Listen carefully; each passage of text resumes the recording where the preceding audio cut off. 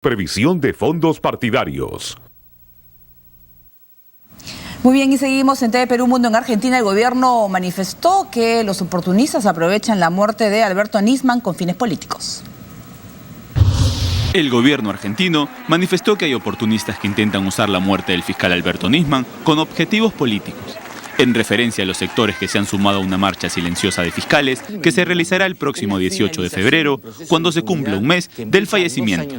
Algunos de ellos son oportunistas que intentan usar la muerte del fiscal Nisman para beneficio propio, expresó el secretario general de Presidencia, Aníbal Fernández. No obstante, el secretario matizó que los fiscales, organizadores de la marcha, tienen todo el derecho de hacer una manifestación de estas características, ya que si uno se quiere expresar, tiene todo el derecho a hacerlo.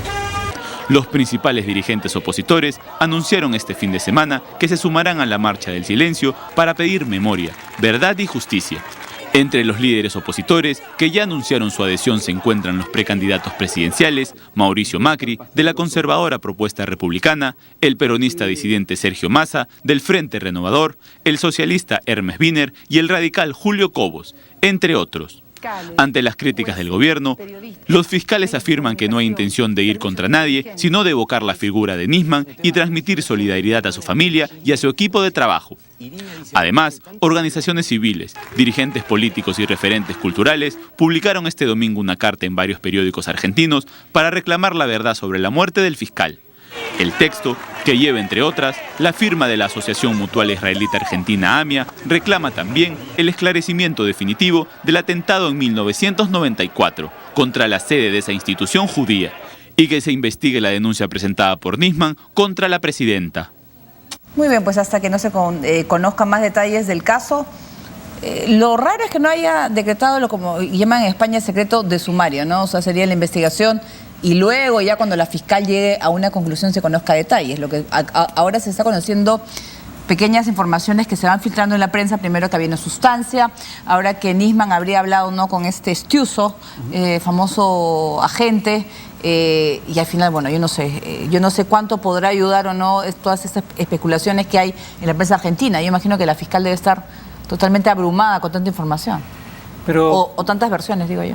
Yo estoy totalmente de acuerdo. Esto debió manejarse con discreción, porque obviamente si se filtra información, la filtran los propios actores políticos, cada quien tratando de validar su propia agenda. Por supuesto. Y entonces no es la mejor forma de enterarse de los hechos. Por ejemplo, en el caso de Stiuso, ahora resulta que hay una comunicación entre Nisman y un teléfono celular asignado a él. Sí. ¿Cuál es el argumento de su abogado, de su defensa, de que Stiuso, como un prominente agente de inteligencia o ejecutivo de inteligencia, tenía asignados a su nombre infinidad de teléfonos y que de uno de ellos se llamó, pero que eso no implicaba que Stiuso mismo hubiera hablado?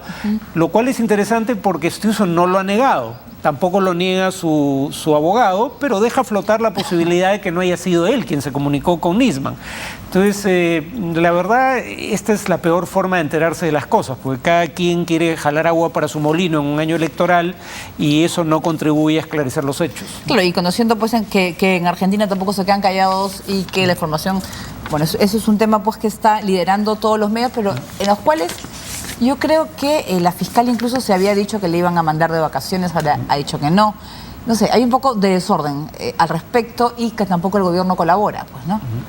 Bueno, lo ideal sería que la fiscal tome una decisión lo más pronto posible sobre si encausar o no a alguien por la muerte de Nisman, y a partir de ahí el proceso entrará a un cauce judicial. Mientras eso no ocurra, lamentablemente, en un año electoral y en un país tan altamente polarizado, pues estos dimes y diretes van a continuar.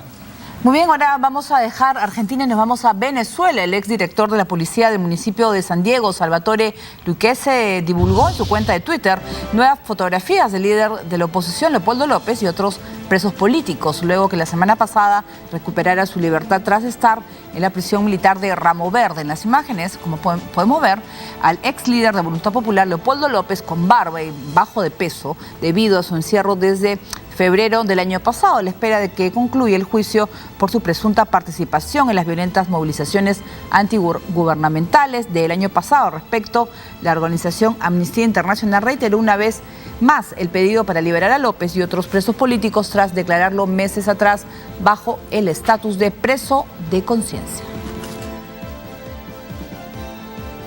Así ya se va a cumplir ya un año de Leopoldo López en prisión y toda esta presión que hay para poder liberarlo. Venezuela está pasando una situación muy crítica. Está a nivel económico pasando lo peor. Ya creo que le han incluso bajado la calificación. No sé si habrá más de lo que están diciendo Standard & Poor's llaman el fracaso del gobierno y bueno, habrá que ver alguna solución a ese tema de un juicio en el cual él no participa, ni siquiera, o sea, no entiendo cómo puede haber un juicio en el cual tú ni siquiera puedes ir a defenderte. Sí, bueno, yo no afirmo la inocencia de López, lo que sí digo es que está acusado por muertes producidas durante manifestaciones y la mayoría de esas muertes se produjeron cuando él ya estaba preso. Claro. Y la mayoría de los homicidios fueron cometidos por fuerzas del orden, no por la oposición. Y sin embargo no hay, que yo sepa, nadie preso por esos homicidios cometidos por las fuerzas del orden. La otra cosa que también diría es que desde Naciones Unidas hasta actores políticos regionales coinciden en que al margen de su culpabilidad o inocencia que tendrá que determinar un juez, el proceso no cumple con las normas que se esperan dentro de un Estado de Derecho, ¿no? Claro, pero si lo sentencian, él no participando del juicio lo ayuda en la figura esta de perseguido político. Claro, de que está en la cárcel por sus ideas, no por sus acciones. Digamos, yo no veo ningún indicio serio. Yo dije que yo no me pronuncio sobre su culpabilidad. Lo que sí puedo decir en todo caso es que yo no veo indicios serios de que él sea culpable de los hechos de violencia que se le atribuyen, ¿no? Él es uno de los que convoca la marcha, eso es cierto, pero convocada la marcha, si hay hechos de violencia que involucran además a las fuerzas del orden y no queda claro quién inicia los hechos de violencia, luego entonces no me queda claro cuáles son las pruebas que lo incriminan como autor intelectual de esos hechos.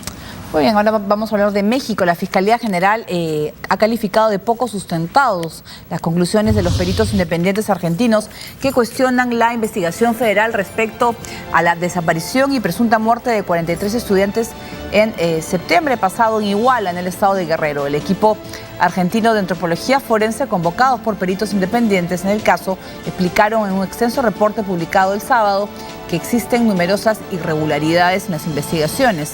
Tras el supuesto hallazgo de los restos de uno de los estudiantes, la Fiscalía concluyó que los normalistas fueron asesinados e incinerados en un basurero de Cocula. Sin embargo, para los peritos argentinos no es posible confirmar si esos restos carbonizados eran del normalista, pues durante semanas el basurero no fue cercado de manera adecuada. Por esa razón, el equipo de forenses cree que existe un 80% del basurero que debe ser evaluado a profundidad, por lo que recomendaron extender las investigaciones. Claro, las conclusiones de los peritos argentinos cuestionan todo lo actuado por la Fiscalía, que obviamente pues ha rechazado esto. Lo cierto es pues que los padres van a insistir. Ellos no, lo que quieren es más respuestas porque se confirmó que el ADN de uno de los jóvenes pertenece a los pocos restos que han podido examinar y han conseguido el ADN y de inmediato ya concluyen pues que se trata de los restos de los 43, ¿no? Es claro. Esa la pregunta, dicen no, de repente no es posible porque para poder hacer desaparecer tal cantidad de cuerpos sería mucho mayor y se hubiera necesitado una maquinaria especial, o sea, están hablando que hubiera provocado en todo caso más no sé, están hablando de que hay muchas dudas, ¿no? Sí, bueno, digamos acá hay una contienda sobre aspectos técnicos del proceso forense entre los peritos argentinos y los peritos de la Procuraduría General de la República, pero aquí estamos ante una situación parecida a la que ocurre en la Argentina. El descrédito del gobierno federal es tal en esta materia específicamente que si alguien dice lo contrario, la opinión pública tiende a creerle a quien desmienta la versión oficial, no a la versión oficial. ya no importa qué digan los hechos, porque los hechos finalmente, como digo, son en muchos aspectos sumamente técnicos y no son de conocimiento, por ende, del común de los ciudadanos. Por ende, la gente simplemente juzga estos hechos en función a la motivación política que le atribuye a los actores. Y en el caso de Argentina y de México, la motivación política, digamos, de la cual sospechan es la del gobierno. Pero todavía queda de unos peritos suizos, creo que es, todavía sí, queda, ¿no? En Austria. En Austria hay, sí. Lo que pasa es que según leía hace ya algunos días, con las pruebas de ADN convencionales ya no se puede obtener más información de la que se ha obtenido hasta ahora, y con esas pruebas solo se ha identificado, digamos, los restos de una de las víctimas. El tema es que los peritos austríacos decían, tendríamos que hacer pruebas invasivas que podrían destruir las muestras para tener una conclusión más certera, y no me quedó claro en dónde quedó ese debate, porque ellos estaban esperando una autorización para hacer ese tipo de pericias. Muy bien, nosotros vamos a hacer una pausa en el programa, vamos a regresar con toda la situación y tensión que se está viviendo en Ucrania con las reuniones entre el presidente de Estados Unidos y la canciller de Alemania para tratar esta crisis. Volvemos.